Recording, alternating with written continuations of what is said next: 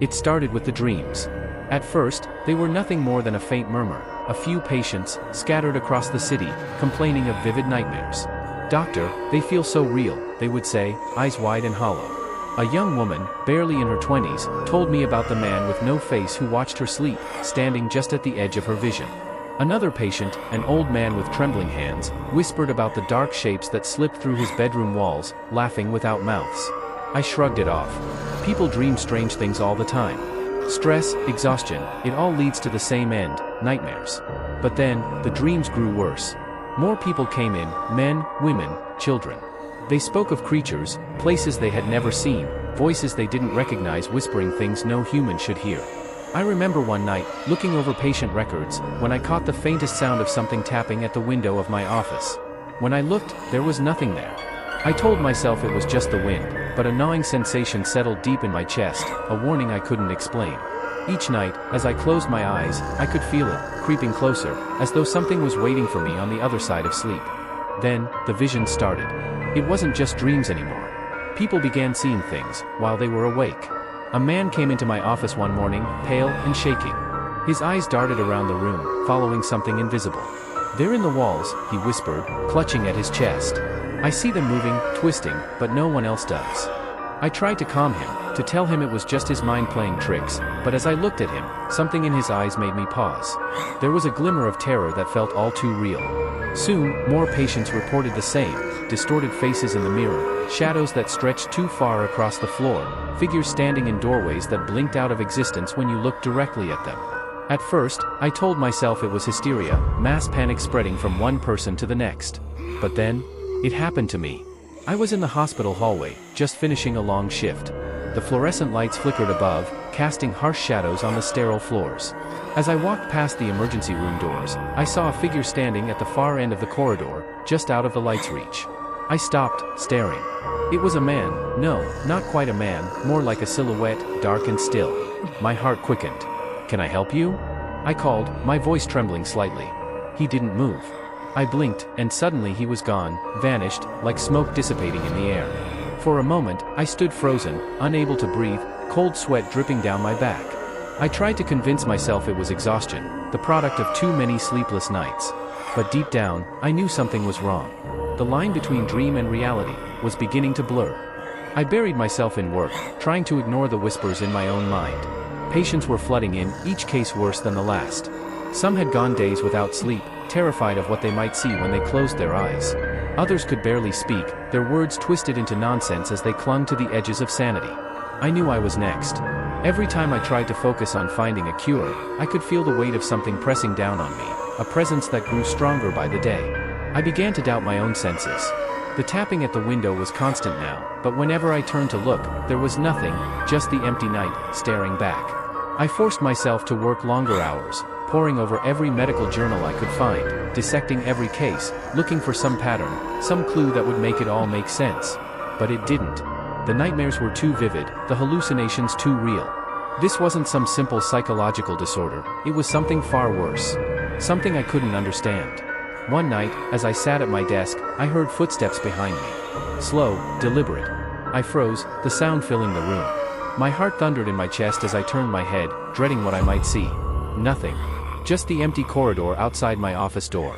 But the footsteps continued, louder now, closer. I stood up, walking to the hallway, expecting to find someone, anyone. But the hallway was empty, silent, except for the sound of my own breathing. I knew, then, that it was happening to me.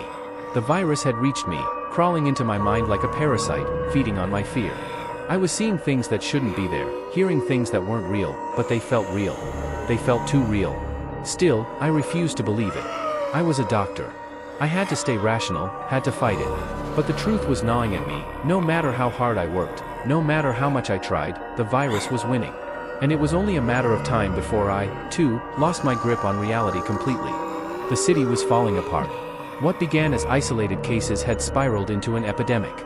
Every day, the hospital was flooded with people, eyes wide, faces pale, trembling in fear. Some screamed about the things they could see but couldn't touch. Others sat in eerie silence, staring at walls, lips moving in soundless conversations with invisible companions. The chaos outside mirrored the madness within. It was no longer safe to walk the streets. I watched from the hospital windows as people ran, terrified of what was lurking in the corners of their vision. There were riots, fires in the distance, screams echoing through the streets. Some tried to flee, but there was nowhere to go. The disease spread too fast. We were all trapped in the same nightmare. A young man was brought into the emergency room one evening, restrained by police officers. His clothes were torn, his face twisted in panic. He killed his family, one of the officers told me, breathless. He said he had to. Said they weren't his family anymore. Said they were something else. I examined him, his wrists bruised from the cuffs, his eyes darting around the room as if he were seeing something none of us could. They wear their skin, he muttered under his breath, shaking violently. They wear their faces, but it's not them anymore. I wanted to dismiss him as delusional. I needed to. But the longer I looked into his eyes, the more I understood. He wasn't lying. At least, not in his mind. He was seeing something none of us could. And it had driven him to murder. Outside, the world was unraveling. People were turning on each other, convinced that their loved ones were imposters, creatures wearing human skins. The streets were filled with violent madness, broken windows, sirens wailing into the night, bodies lying in pools of blood. And through it all, the visions kept coming. Every time I closed my eyes, I saw flashes of things that couldn't be real. Dark figures standing at the foot of my bed, watching me with hollow, glowing eyes. A voice, soft but insistent, whispering my name over and over again in the stillness of my bedroom. I wasn't sure what was worse, what I was seeing, or the fact that I was starting to believe it was all true. The virus wasn't just attacking our bodies, it was unhinging our minds. The world, it seemed, was crumbling, falling into a madness we couldn't stop. And I was losing hope that there would be anything left to save. There was a brief moment of hope. Amid the chaos, I stumbled upon something, a theory, a possibility. I had spent days locked in my office, poring over blood samples, brain scans, anything that might make sense of the madness. And then, in the dead of night, I found it, a common thread. The virus wasn't just attacking the brain, it was stimulating a specific part of it, a deep, primal section that connected to our most ancient instincts, fear, survival, dream. If I could block that connection, maybe, just maybe, I could stop the hallucinations. It was a long shot, but it was all I had. I worked relentlessly, developing a serum, testing and retesting it on every sample I had. I didn't sleep. I barely ate. The visions taunted me, but I pushed them away, focusing on the science, on the work. And finally, I succeeded. I tested the serum on a patient, an older woman who had been screaming for days about the creatures in the hospital. She injected it, and within hours, the terror in her eyes began to fade. Her breathing slowed, her trembling stopped. She looked at me with clarity for the first time in days. "It's gone," she whispered, her voice hoarse, but steady. "They're gone." It worked. For the first time in what felt like forever, I allowed myself to feel hope. I began mass-producing the serum, administering it to as many patients as I could. The results were immediate, calm, relief, the visions dissipating like fog in the sunlight. But then, there was me. I hadn't taken the serum yet. I was saving it for later, for when I had more time. But I could feel it creeping up on me, the madness. Every hour that passed, the hallucinations grew stronger. Shadows moved in ways they shouldn't. Faces melted and reformed in front of my eyes. I knew I needed to take the serum soon, before I lost myself completely. But as I prepared the dose, my hands trembling, I felt a strange reluctance. Something gnawed at the back of my mind, a question that I had been avoiding for days. What if the serum didn't cure the disease? What if it just hid it? I stared at the syringe in my hand, hesitating. The line between what was real and what wasn't had blurred so much that I no longer trusted my own thoughts. But I couldn't risk it. I couldn't risk becoming like the others, descending into that endless nightmare. I had no choice. Or so I thought. The truth hit me like a cold, sharp knife. I was reviewing the case notes of a patient I had given the serum to earlier that day. He had seemed better at first, calmer, the hallucinations subsiding. But something felt off. He wasn't relieved, he was silent, too still, his eyes distant. As I sat there, replaying our conversation in my mind, something clicked. I pulled out his chart, reading over every detail, comparing it to the others. The serum wasn't stopping the virus, it was dulling the mind, numbing the senses, making people blind to what was really happening. A chill ran down my spine. It wasn't curing them. It was making them ignore it. Suddenly, all the patients I'd treated flashed through my mind, their blank stares, their quiet murmurs.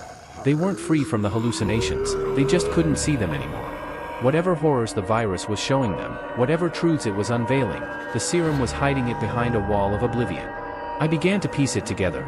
The nightmares, the visions, none of it was imagined. It wasn't insanity, it was perception. The virus wasn't creating delusions, it was tearing down the veil, revealing a reality we had never been able to see before. The world as it truly was. I slammed the patient files shut, my heart racing. All this time, I had been fighting to cure something that wasn't an illness at all.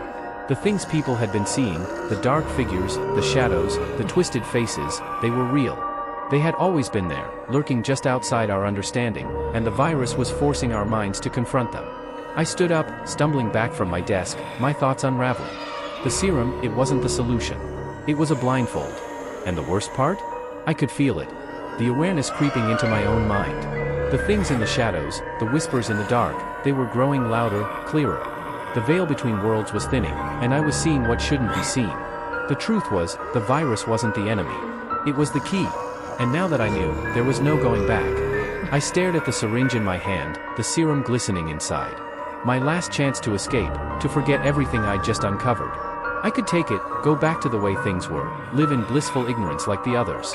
But I couldn't shake the feeling that the truth, as horrifying as it was something I needed to face. My entire life had been spent searching for answers, fixing what was broken, restoring order. And now, as I stood on the edge of this revelation, I realized, maybe some things weren't meant to be fixed. The shadows around me deepened, crawling up the walls like blackened vines. I could hear them now, the low, guttural murmurs from the corners of the room, words I couldn't understand but somehow felt. They were closer than ever. I turned slowly, feeling their eyes, hundreds of them, watching from the places I had always ignored. They had been there all along, just waiting for the moment I would see them. My heart thundered in my chest, every instinct screaming at me to inject the serum, to hide from this nightmare.